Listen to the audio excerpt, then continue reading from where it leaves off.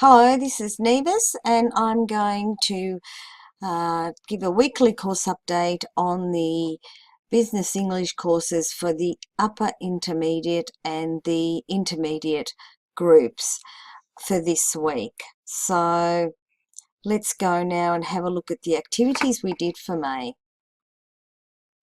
So in the month of May, we looked at email writing etiquette. We've gone over it a few times. We had some great activities to do. We looked at actually testing ourselves and writing some emails, which all of you did, or most of you did. A couple of you weren't able to complete the task of writing the 3 or 4 emails practice in your Google documents. But hopefully you'll be able to finish that off in the over the long weekend that you've got ahead of you this weekend. So what we did the other day, or this week specifically in class, we looked at understanding how sometimes making a mistake by sending the email to the wrong person, how that can be that can cause a diplomatic problem. We also discussed how that can happen in your own offices, but we last week I found this wonderful article on the BBC News, and so we shared it in class. We actually read it in class. So as I said, this was a great article that actually emphasises a situation that can occur from sending the email to the wrong recipient.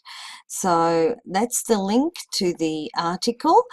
That's just a little screenshot of what the article was going to be about, and the activity was to read the article, find any new words and add them to your group's glossary in the Google documents. Once you have Google Drive, once you have read the article again, so try and read it at least a couple of times, especially the intermediate students, perhaps the upper intermediates, the ones that feel quite confident with the first reading, that's okay, but 2 readings are really recommended for both intermediate and upper intermediate at this stage. Then try and summarize the main idea, or either write a mini report or essay, or voice record your thoughts and place a link or the essay or report in your group's Google document, not here, not in this Google document.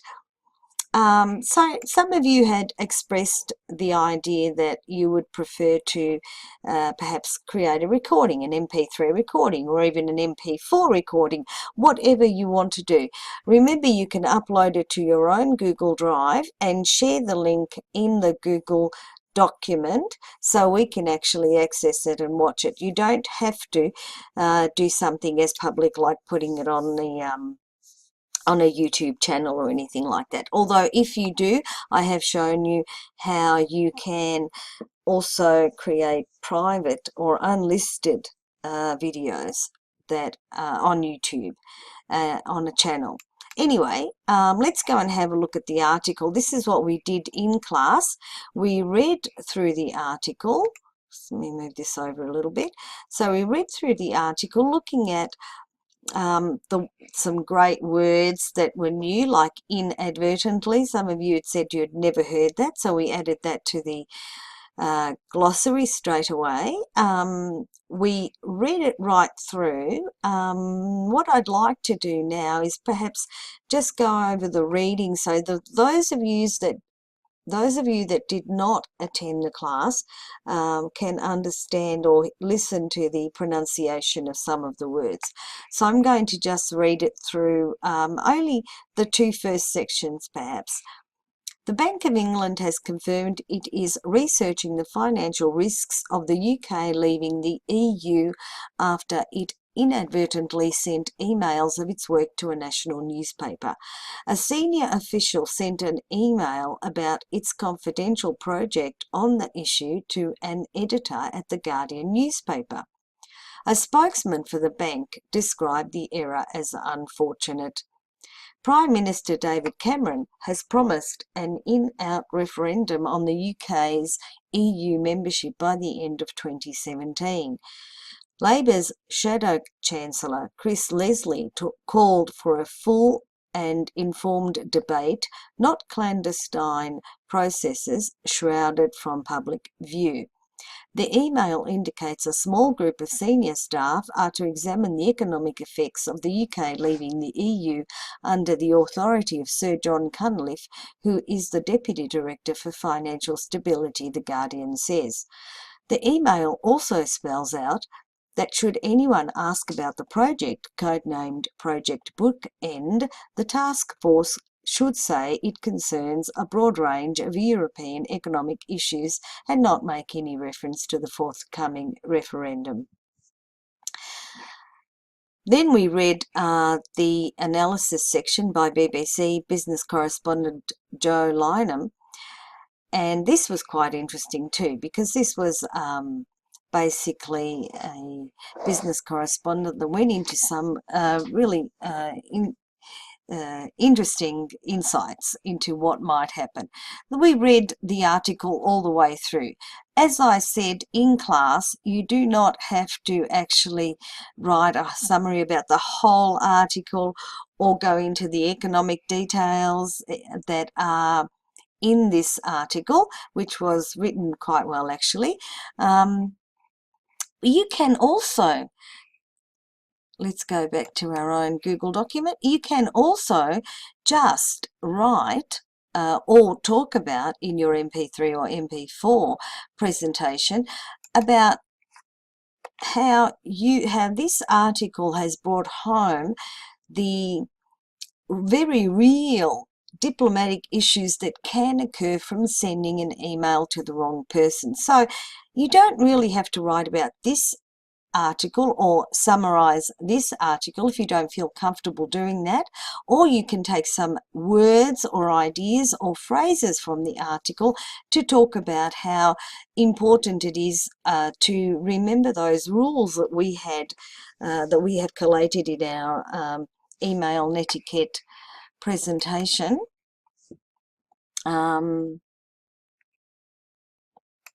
Let's just open it quickly. Now remember, when we went through this, we discussed, just going to move it over a little bit, we discussed how important how important it was to spend a little bit of extra time remembering, therefore passing on to the subject, make sure the addressee or recipient of the email is the right person or company.